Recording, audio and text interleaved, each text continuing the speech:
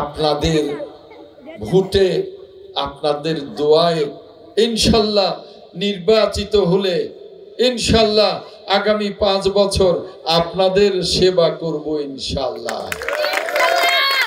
শেষ কথাটি বলতে চাই, 5ই অগাস্টের অভ্যুত্থানের আগে রাজনীতি ছিল নির্বাচন হবে, সরকার হবে, শাসক হবে।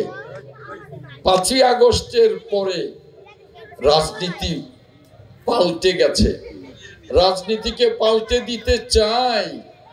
নির্বাচন হবে, এমপি হবে, মন্ত্রী হবে, সরকার হবে, শাসক হবে না, সেবক হবে ইনশাল্লাহ, সেবক হবে। আর সেই সেবা করবার জন্যেই আগামী দিনে আপনাদের কাছে ধানের শীষে ভোট চাই।